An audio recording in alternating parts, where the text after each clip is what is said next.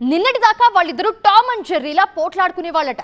తమలపాకుతో నువ్వొకటంటే తలుపు చెక్కతో నే రెండంట అని రెచ్చిపోయేవారట. నాన్ స్టాప్ ఫైటింగ్, పూనకాలు లోడింగ్ అన్నట్టు ఇద్దరి మధ్య రాజకీయం నడిచేదట. చిరకాల రాజకీయ ప్రత్యర్థులుగా ఉన్న వాళ్ళిద్దరూ ప్రస్తుతం కూటమిలోనే చెరో పార్టీలో ఉన్నారట.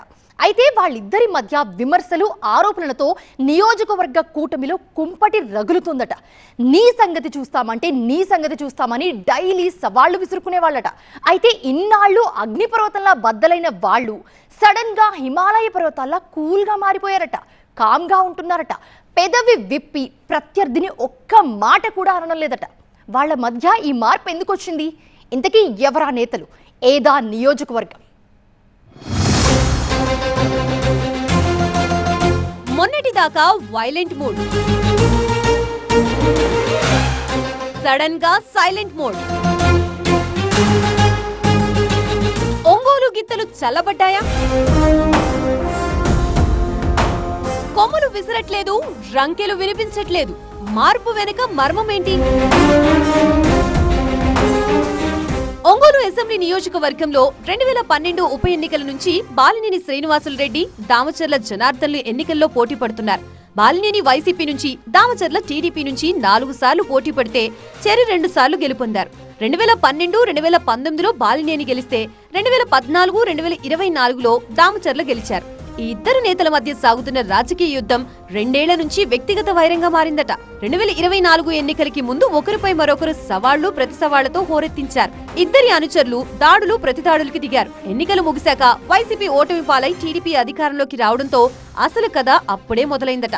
ఆ పరిస్థితిలో ఏడాదిన్నర క్రితం వైసీపీకి మాజీ మంత్రి బాలినేని రాజీనామా చేసి జనసేనలో చేరారు. అయినా వీళ్ళిద్దరి మధ్య వ్యక్తిగత వైరం మాత్రం సమసిపోలేదట. కూటమిలోని జనసేనలో బాలినేని చేరిన తమ్ముడు తమ్ముడే, రాజకీయం రాజకీయమే అంటున్నారట ఎమ్మెల్యే దామచర్ల. చివరికి బాలినేని వర్సెస్ దామచర్ల ఎపిసోడ్ కూటమిలో ఎలాంటి పరిణామాలకి దారితీస్తుందో అని ఇటు టీడీపీ, అటు జనసేన కార్యకర్తలు ఆందోళనకు గురవుతున్నారట.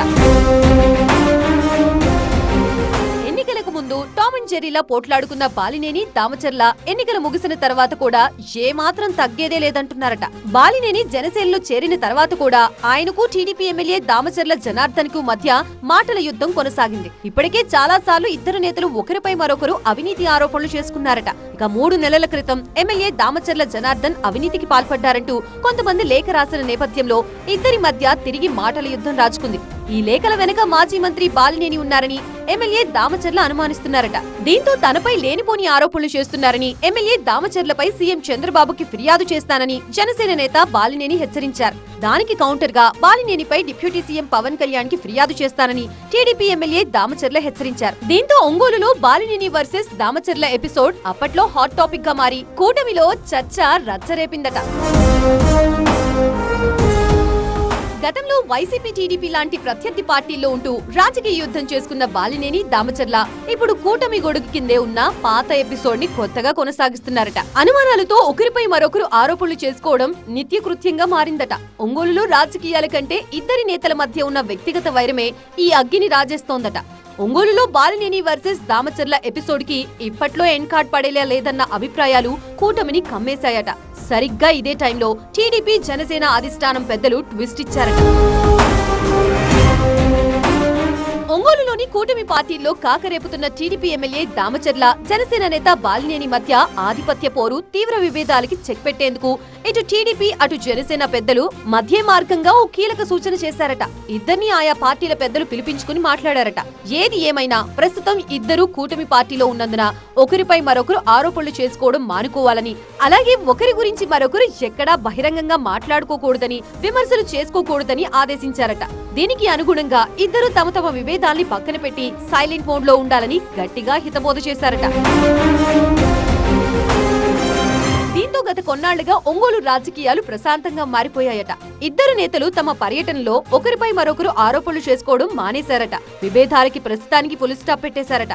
తమ తమ అధిష్టానాల సూచనల మేరకు బాలినేని, దామచర్ల సైలెంట్ మోడ్ లోకి వెళ్లిపోయారని ప్రచారం జరుగుతోంది. లేకుంటే కూటమిలో కుంపట్లు అంటూ ప్రతిరోజు ఏదో ఒక వార్త చక్కర్లు కొడుతూనే ఉంటుందని, ఇది కూటమికి స్థానికంగా నష్టం చేకూరుస్తుందన్న అభిప్రాయంతో ఇటు బాలినేని, అటు దామచర్ల ప్రస్తుతానికి సర్దుబాటు చేసుకున్నట్లు కనిపిస్తోందట. దీంతో మార్పు మంచికేగా అంటూ టీడీపీ జనసేన నేతలు చెప్తున్నారట. అయితే ఈ విభేదాలు పూర్తిగా ఆగిపోయినట్లేనా లేక ఇది టెంపరరీ సర్దుబాటా అనేది చూడాలంటున్నాయి ఒంగోలు పొలిటికల్ సర్కిల్స్.